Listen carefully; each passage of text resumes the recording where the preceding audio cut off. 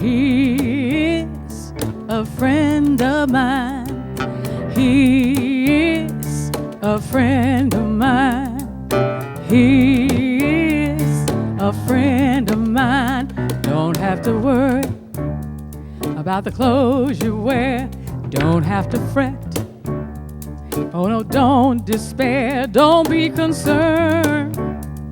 If you lose it all, there is a reason for it all. Don't you worry, be still tonight. Don't you worry, it will be alright. Don't you worry, be still tonight. Don't you worry, it will be alright. Troubles will come. Cast your care on him when you're alone. He'll take you unto his own. Don't be discouraged. Don't have no fear. He won't forsake you. He will always be there. Don't you worry and be still tonight.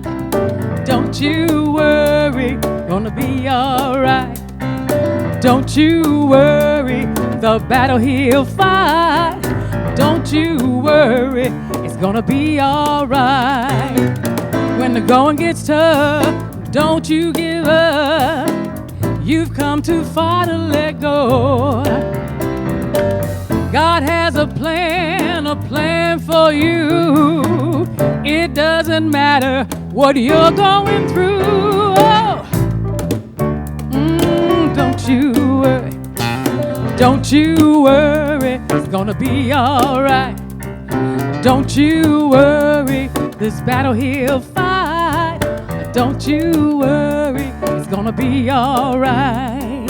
Don't you worry, be still tonight. Don't you worry, it's gonna be alright. Don't you worry, the battle he'll fight. Don't you worry, it's gonna be alright.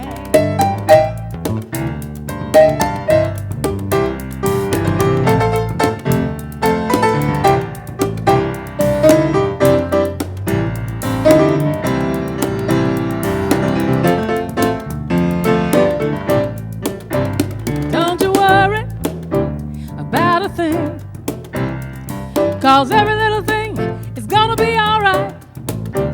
Say don't worry about a thing, 'cause every little thing is gonna be alright. Say don't worry about a thing, 'cause every little thing is gonna be alright.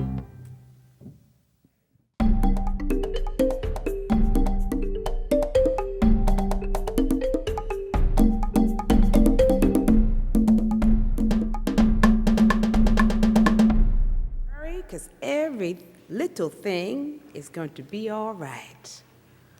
Wow, this is always such a special time of the year. It's a time of transition, a time of change, transformation. It's so powerful. And I'm always honored when folks decide to take the time to enter into it in an open, loving, powerful consciousness. You know, the way you begin something usually tells how you're going to end it. So at least we will begin it with taking in all of the power and the spirit and the vibration that we need to strengthen our hearts and minds and give us energy for the year ahead. It's a powerful thing, powerful thing. So just in a few minutes, the year 2015 will come to an end. And I have just one question that I want to ask. Some people are like, are you clapping? But I have just one question I really want to ask you in regards to that. And the question is this: did you achieve or master all of your resolutions, stated intentions, desires, wishes, wants that you made at the start of this new year? All of them.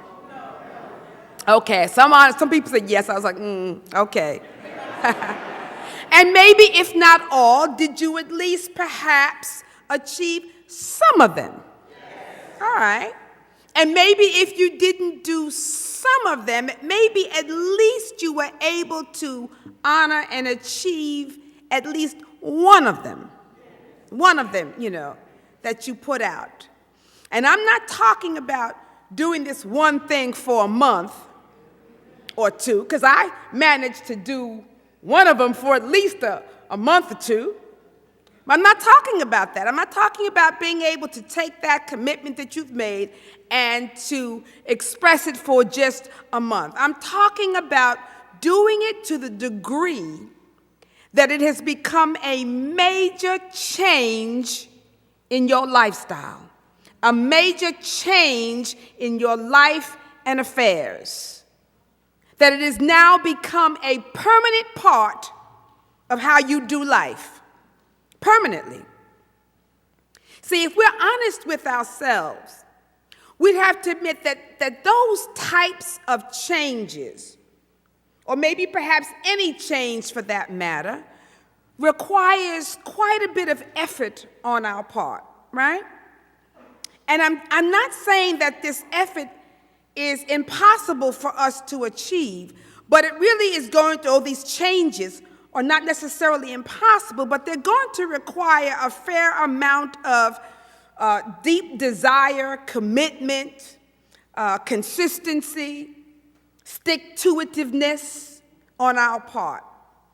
Now, we all know the fact that they say it takes how many days to change a habit or create a habit? 21 days. So we all know that it takes 21 days to establish a new habit, so they say. Because have you ever done something for the required 21 days and still fell off the wagon a little bit? Or you failed to make a lasting shift or a lasting change? Now, here's what I think happens. I think that when we decide to make a desired or a needed change, we get all excited about it and we jump right into making it happen. You're gonna make this thing happen. We join the gym, right? We buy some healthy food. We say we're gonna cut out the cigarettes, we throw them all out, the alcohol, the chips, the cookies, whatever's in the house, we go through the cupboards, we clean everything out physically. And we might even set the alarm clock so we can begin to get up a half an hour early every morning so that we can meditate. We make a commitment when we come to church for the first month. We see people we haven't seen for a while. You come to church for a few Sundays. We write down lots of goals, and you might even have one of those calendars that outline your goals. It was Jack Boland used to have a really nice one that people would buy, spend a lot of money on Jack Boland's. You had goals and sentences, and you'd fill them out, right? Or you'd make a vision board. I know that you're having a vision party, Danielle, which is all great. So we do our vision boards at the time. All wonderful things to do, are they not? Yes, all wonderful things to do, except it won't last. It won't last because anytime we begin with making physical changes before we have changed our consciousness, it will not last. Right? It will not last. See, there's an order to the way things work and progress spiritually and metaphysically. And sometimes we trick ourselves to think, well, I'm going to do this activity, I'm going to go to the gym, I'm going to eat right, but doing is always secondary to being. That's what Emily Cady said in Lessons in Truth. Doing is secondary. Sometimes we think doing is primary. If I do enough, then maybe I'll be enough. Being is primary, and being has everything to do with having the consciousness for that which you desire. And by consciousness, I don't mean having a single thought or two, By consciousness, I don't mean just saying a couple of affirmations, a couple of prayers, when you come to church. I'm not talking about that. It's not. When I say having the consciousness to do what you desire, I mean something deeper. See, having a new thought or setting a new intention at the beginning of the year is very nice. But having it manifest as a reality is a whole other ballgame. As many of us have probably experienced through the years, right? Setting our intentions, January 1st, 2nd, we're on it, and by the end of the year, or not even by the end of the year, maybe midway or end of the first week or whatever, all gone. It's a different ballgame. In fact, unless you understand how the brain works and what it actually takes to elicit a new behavior or much less a new habit, you will just keep doing the same old things and having the same old results. If you don't understand how the brain works, I'm not talking about mind, I'm talking about your brain, how that works. Because, see, a new thought is really nothing compared to an old thought that has already created a neural pathway in your brain so that it's now automatic. That's what a thought that has created a neural pathway in your brain does. It helps you and causes you to function automatically. You think that thought now automatically. You think that thought, and then you take that same action as you have in the past.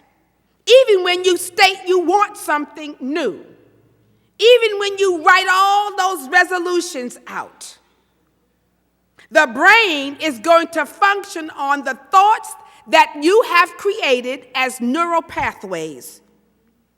So that any thought that you think begins to find if there's a groove in the pathway, and then it begins to cause you to function and move according to that pathway that thought is on. Because what happens is you're now wired. You're wired to do something in a particular way because of the groove in your brain that causes you to think the same thought over and over and over, or perform the same action over and over and over. So even if you want a new thought and you want a new action, your brain is going to follow the old train of thought unless and until. Say unless and until. Unless and until you forge a new groove. So turn to somebody and say, you need a new groove. You need a new groove.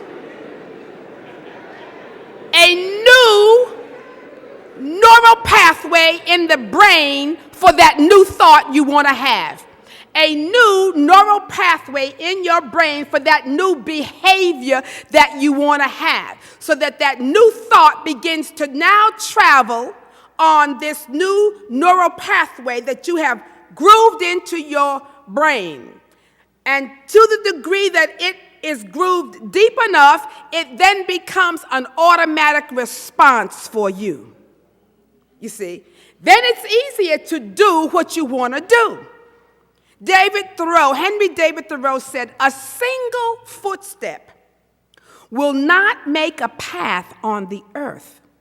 So, a single thought will not make a pathway in the mind.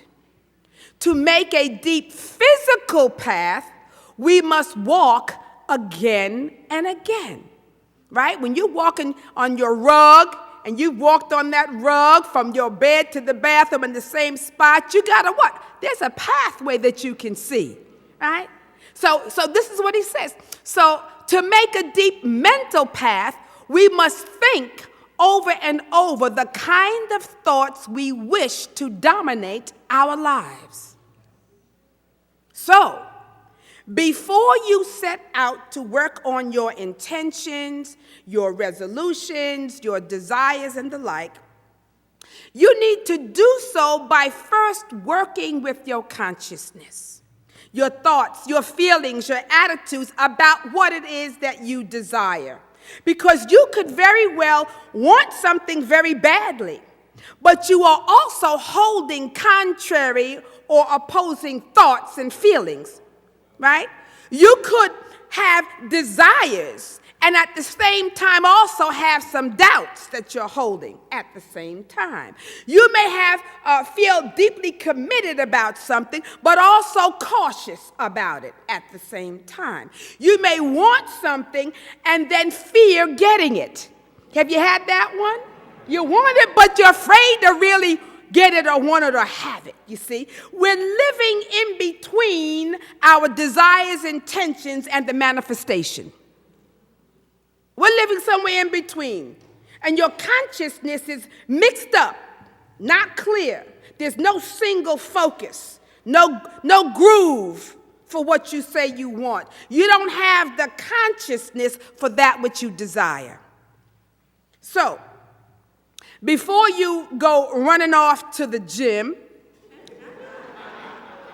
before you buy all that healthy food, you need to prepare your consciousness to receive the thoughts of health and wholeness.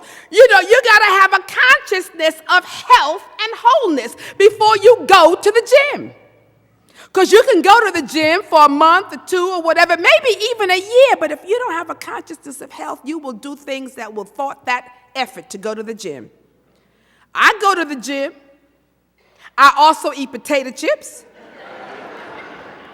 right? Soda, chocolate, fried chicken, you know, but I get up and I go to the gym. So it's, do I have the consciousness for the health that I say I want? You see? So what happens is we need to prepare ourselves to receive the thought and the consciousness for that which we want. You got to own the consciousness of health first.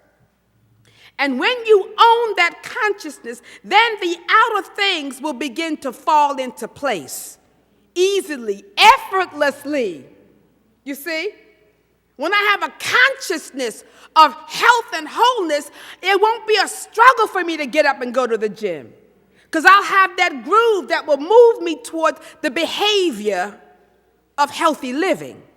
So before, and when I do it enough, then all of a sudden, it becomes a lasting effect in my life and affairs.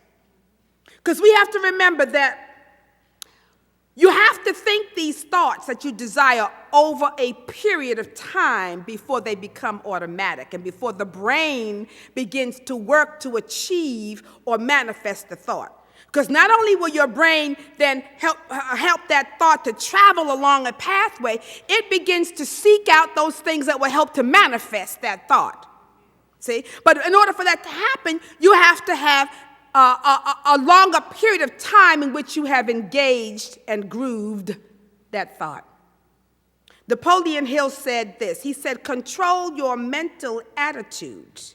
Keep it positive by exercising self-discipline, and thus prepare the mental soil in which any worthwhile plan, purpose, or desire may be planted by repeated, intense impression.